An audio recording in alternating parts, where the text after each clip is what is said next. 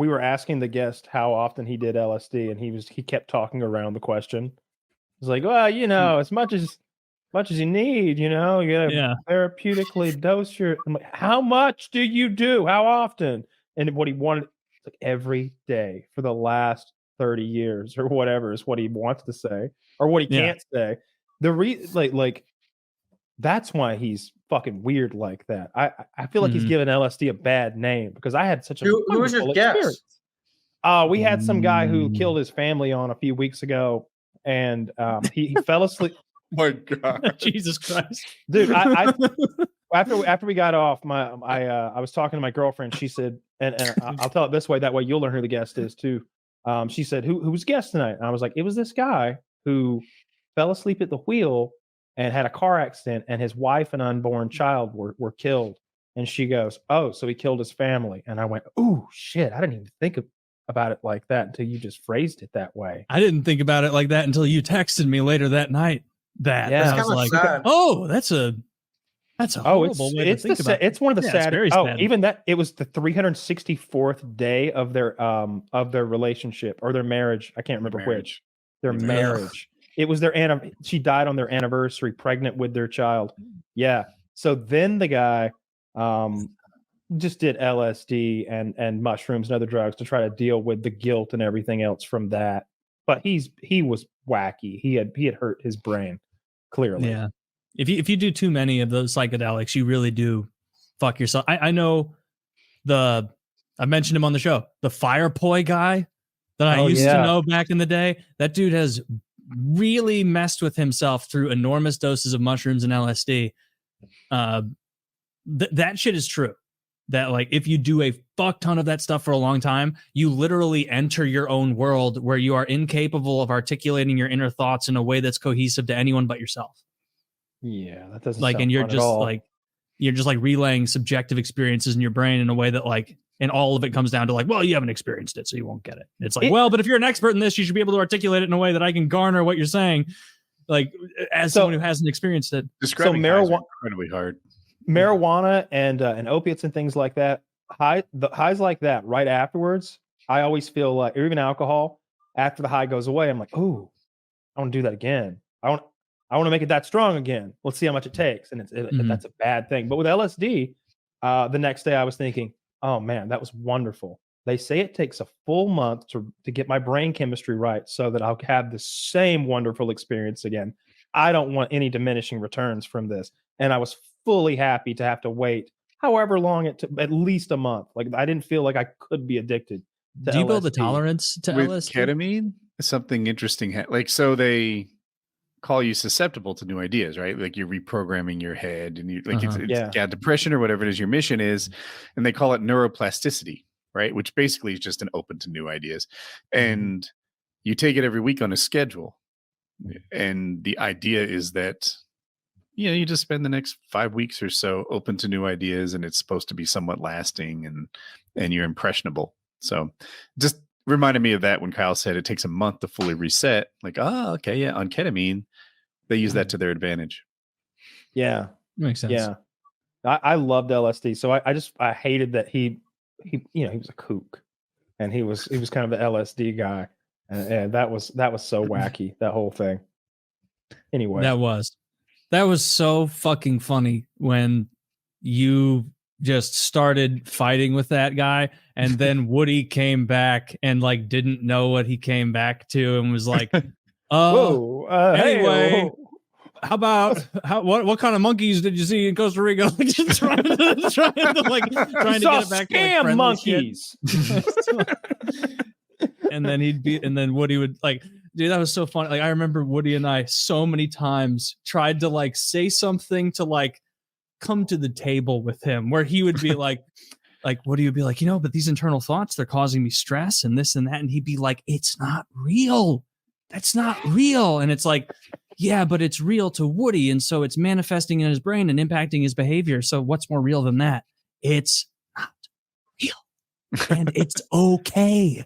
And it's like, what are we talking about? What are we talking about here? Are you calling me a liar? I feel like you're calling me a liar right now. I feel like you're laughing at me. Kyle, you're just fucking smug, you prick. there are real people who do things that, as you sit there in your chair smugly judging them, they're real people who don't know what to do about situations. Well, this woman, an idiot, man. This woman, you described craziness. This woman who was no one married in the to world him, is going to agree with this Asian scenario. woman. So he hooked up with Michael, and they went to Costa Rica and left the kids with her, and it all worked out. And Michael says that I'm sitting here smugly judging her. Shut up, Michael. Michael, won't you? You're being a little smug there for someone who's on the side of a house somewhere with birds calling and dogs barking. I heard a stranger walk by a minute ago. Don't be rude to me and cut me off. I let you trail on for 3 fucking. I don't know how. I feel like there's something too, like accepting what's around you and being okay with it and at peace. He took that to such an extreme. It was like nothing was ever worth working on. Just have peace with what is. Yeah. Do you remember? And Taylor's like, what if you're 200 pounds overweight? Who's to say what's good and bad? Just be okay with what you are. And it's like, but there's self-improvement's a real thing. You can improve your physical health, your financial health, your like emotional health, or like, there are things you can work on and get better. And he was just okay with accepting whatever you had. Do you remember the part where like he literally in one of his monologues was like, so maybe you start drinking all the time. It's okay. You'll get through it. Maybe you start doing cocaine all the time. You'll get through it. And I want to be like, or you die. Or you die because you overdose on fucking fentanyl because you thought it was cocaine and it wasn't, and you leave behind your family and your friends in a very painful, upsetting thing because you did fentanyl on accident. Like what? Like it's okay. But you're crazy. Yeah, that guy was a kook, and I couldn't help but think that we needed to say that he was a kook, lest any of our impressionable, wonderful fandom be drawn to the dark side by him and end up in Costa Rica getting God knows what done to you. Dude, our fans saw right. Did you look at the comments on that episode? Mm-mm. Our fans saw through it. Did they? Good. Yes. They were like, this dude will not fucking answer how much LSD he takes, or like, or shit like, great. How on earth do you go to Costa Rica when your wife is threatening to kill your children? Thank God someone mentioned that. That's absurd. I don't read anything. It's good to see that everybody was catching on, because when I hear craziness, I'm like, I know that everyone, when they take information in, it doesn't get processed the same way. And so I could imagine some impressionable person nodding along sagely if they're only listening to the audio and they're not seeing me staring daggers into this man's brain, looking for the scars on the side of his head where he banged his skull off the asphalt when he killed his family. Like, that guy had a severe brain trauma, I guarantee it. And he had abused the strongest psychedelic drugs available to mankind for at least a decade, right? And then, I'll let all that go until you insult me. I could have been a lot meaner. I was having some George Costanza, the joke store called moments, like later on that night, cooking fajitas or some shit.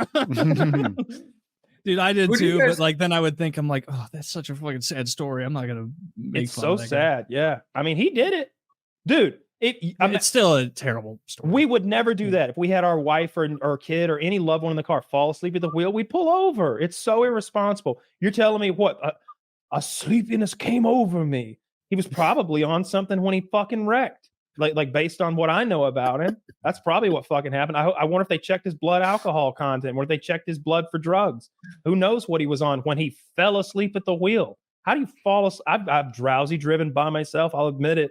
But I don't do it anymore. I pull the fuck over, or I get out and get coffee or throw some water in my face. I wake the fuck up. I don't. And he did that with his family in the car. And you wouldn't do that, and you wouldn't go to Costa Rica afterward. You couldn't drag me to Costa Rica with that man. He's going to take you off in the wilderness, and some weird shit's going to go down because he's going to hear all the stuff I said about him. The early part of that episode where like I tried to establish he was an expert in anything.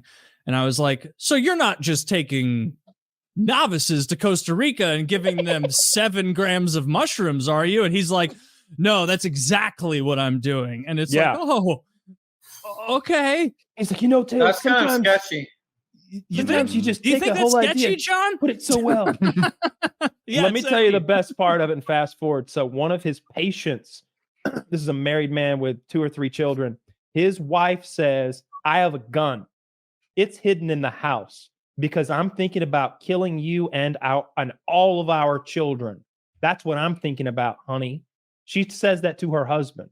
Her husband goes to our guest and says, guess I better go with you to Costa Rica for a week and do 7 or 8 grams of mushrooms.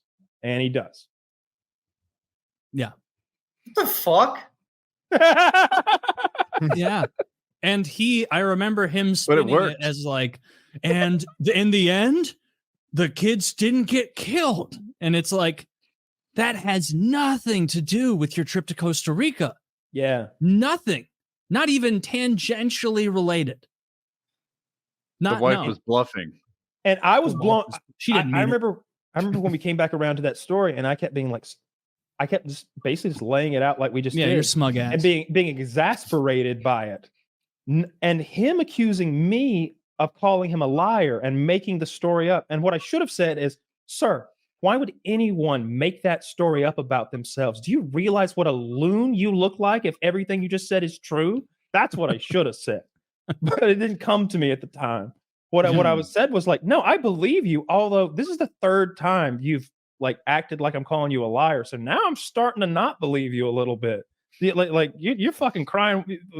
Bust out, protest too much. I think. Well, I mean, you have to believe that story because it's so not helpful in proving any point he made. That like, if he was going to make up a story, he would make up one that makes any sense at all. What do you know? If that is your best story, to like how helpful. I'm going the other way. I think he's cool. Yeah, these guys.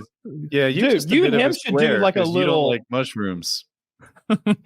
What if Woody and that guy had like their own little like 30-minute little once a month podcast where they checked in with each other and Woody told his ketamine stories and that guy told his recent criminal adventures.